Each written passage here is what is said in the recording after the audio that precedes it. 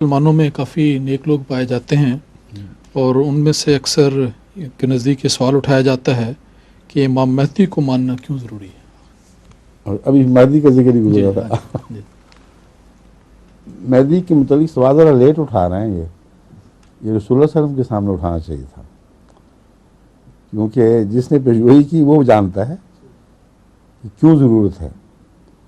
ایک تو یہ الزامی جواب ہے کہ حضرت صلی اللہ علیہ وسلم جن پر آیت خاتم النبیین نازل ہوئی، جنہوں نے دین کو کامل کیا، جن پر خدا نے دین کو کامل کیا، کامل کتاب اتری، ہمیشہ کے لیے آپ کو قیامت تک کی فرما روائی بخشی گئی مذہب اور روحانیت پر.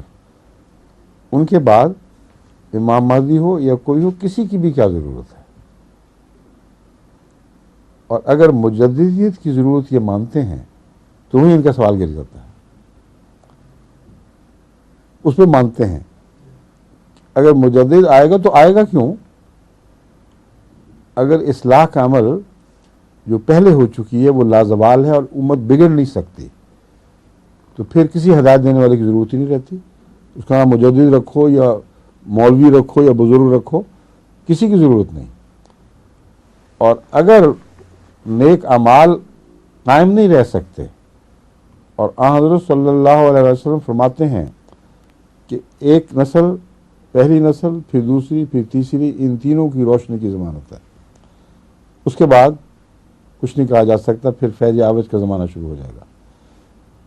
تو پھر آپ فرماتے ہیں آخری زمانے کے حالات میں کہ مسجدوں کی آبادی اپنی ذات میں کافی نہیں ہے، قرآن کریم کی طباعت اور اشاعت اپنی ذات میں کافی نہیں ہے، مسلمان کہلانا اپنی ذات میں کافی نہیں ہے.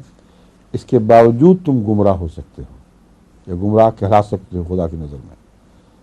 تو نے فرمایا سیاتی علی الناس زمان لا یبقى من الاسلام الا اسمه ولا يبقى من القرآن الا رسمه مساجدهم عامرة وهي خراب من الهدى علماؤهم شر من تحت عدیم السماء من عندهم تخرج الفتنة وفيهم تعود. کہ ایک ایسا زمانہ بھی آنے والا ہے جب کہ اسلام محض نام کا رہ جائے گا، قرآن محض لکھنے کے لیے ہوگا. جیسے ہے نا زرعی رقم نے قرآن لکھا اور اس طرح لکھا، چاندی سونے کی تاروں سے لکھا گیا. کیسی لغو باتیں ہیں، اس کے مضمون کی طرف توجہ کوئی نہیں. جو سونے کے استعمال کی منائی کر رہا ہے اس کے ساتھ وہ خانہ کعبہ کے جو دروازے ہیں وہ سونے جڑ جڑ کے ان کی گستاخی کرتے ہو، کوئی پرواہ نہیں اس بات کی. پھر فرمایا مساجدہم عامرۃ، سب سے زیادہ آباد مساجد آپ کو افغانستان میں اور سعودی عرب میں دکھائی دیں گی. لیکن مسجدوں کی آبادی، مسجدوں کی روحانی لحاظ سے اور ہدایت کے لحاظ سے معمور ہونے کی نشانی نہیں ہے.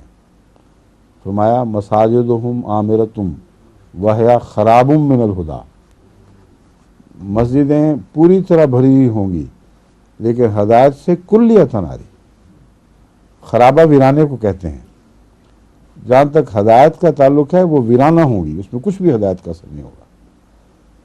یہ باتیں فرما کر اب توجہ پیدا ہوتی ہے انسان کے دل میں کہ پھر تو علماء کی طرف توجہ کرنی چاہیے کہ وہ کچھ کریں اس امت کو بچائیں. تو اگلا بیان ہے وَعُلَمَاؤُهُمْ شَرُّ مَنْ تَحْتَ عَدِیمِ السَّمَاءِ، ان کے علماء آسمان کے نیچے بدترین مخلوق ہوں گے. اب یہ جو مضمون ہے اس کی سند کی بحث الگ ہے. اتنا عارفانہ مضمون ہے، اتنا گہرا مضمون ہے جو کمال شان سے پورا ہو چکا ہے. اس لیے اس کی سند میں کی بحث میں الجھنے کا مقصد ہی کوئی نہیں. جو پیشگوئی پوری ہو گئی ہو اس کی دلیل کیا ڈھونڈتے ہو؟ جو سورج وہ جو سر پر چڑھ کر بولے، سورج تو سر پر چڑھتا ہے تو بتاتا ہے کہ میں آ گیا ہوں. اس حدیث نے بتمام و کمال پورا ہو کر ثابت کر دیا کہ یہ رسول اللہ صلی اللہ علیہ وسلم کی پیشگوئی تھی، کسی جھوٹے کی بنائی ہوئی حدیث اس شان سے نہیں پوری ہو سکتی.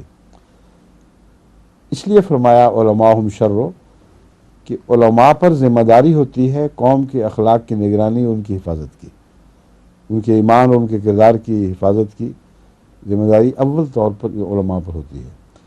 جس قوم کا یہ نقشہ ہو جائے اس کے علماء لازماً بدترین ہیں، کیونکہ ان علماء سے پھر خیر کی کوئی توقع نہیں ہو سکتی۔ اور پھر شر من تحت عدیم السماء فرمایا، آسمان کے پردے کے نیچے سب سے ذلیل مخلوق یہ ہوگی۔ اور ان کی ذلت کی ایک اور علامت یہ بیان فرمائی کہ ان سے فتنے پھوٹیں گے اور انہی میں واپس چلے جایا کریں گے، بار بار یہی ہوگا۔ ساری یہ دردناک کہانی اسلام کے زوال کی، یہ دیکھ لیں آپ، اسلام کا تو خدا کرے کبھی بھی زوال نہیں ہوگا، مگر مسلمانوں کے زوال کی اس حدیث میں بیان ہو گئی ہے۔ تو اس کے بعد امام مہدی کی ضرورت نہیں۔ کیا موت کو دائمی حقیقت کے طور پر قبول کر لیں گے؟ اگر علماء بیکار ہو گئے تو پھر کیا باقی رہتا ہے؟ صرف آسمان سے آنے والا ایک مہدی جو حکم عدل بن کر بیٹھے اور اپنی قوت قدسیہ سے دوبارہ زندہ کرے۔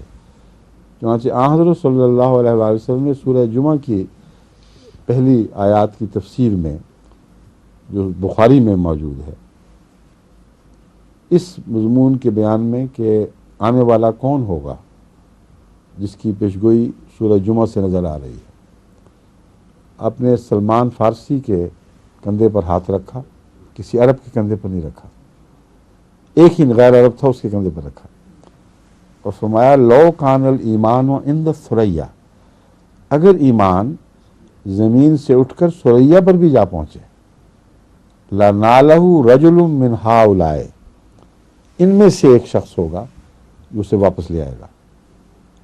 اور ایک جگہ ہے رجالن، یعنی اس کے نسل سے یا اس کے قوم سے ایسے لوگ ہوں گے جو ایک نہیں بلکہ سلسلہ وار ان میں سے لوگ اٹھیں گے اور وہ ایمان کو آسمان سے لا کر دوبارہ دلوں میں ثابت کریں گے۔ یہ امام مہدی کا بیان ہے۔ اگر یہ امام مہدی نہیں تو کون ہے وہ؟ حضور صلی اللہ علیہ وسلم خود تو نہیں آئیں گے، کیونکہ سورہ جمعہ میں تو پیشگوئی آپ کے آنے کی ہے، مگر آپ نے فیصلہ فرما دیا کہ میں مراد نہیں، میرے غلاموں میں سے جو ان لوگوں میں سے ہوگا کوئی آئے گا۔ تو امام مہدی کی جو پیشگوئی پوچھتے ہیں کہاں ہے، میں یہ جگہ دکھاتا ہوں۔ اگر تمہیں اس میں امام مہدی دکھائی نہیں دے رہا تو پھر یہ کون ہے؟ جن پر رسول اللہ صلی اللہ علیہ وسلم پر جن پر قرآن اترا ہے، آپ نے اتنی عظیم بات کے متعلق تو آنے والے کی خوشخبری نہ دی اور امام مہدی کی باتیں شروع کر دی ہوں۔ تو مہدی کا مطلب ہے خدا سے ہدایت یافتہ، اور یہی وہ امام ہے جس کا ذکر سورہ جمعہ میں ہے، جس کے متعلق آپ نے فرمایا کہ آخرین میں ظاہر ہوگا، اور اس پر اگر وہ خدا کی طرف سے آئے تو ایمان لانا ضروری ہے، ظاہر بات ہے۔ اور پھر اگر فائدے کے لیے آیا ہے تو کون جاہل ہے جو فائدہ اٹھانے سے پہلے کہ مجھے کیا ضرورت ہے میں اس سے فائدہ اٹھاؤں؟ غیر منطقی بات ہے۔ ویسی بات ہے، مشہور کیا ہوا کشمیریوں کو متعلق لطیفے بناتے قوموں کے متعلق، اچھی بات تو نہیں مگر لوگوں نے بنائے ہوئے ہیں بعض مطالب کو ظاہر کرنے کے لیے۔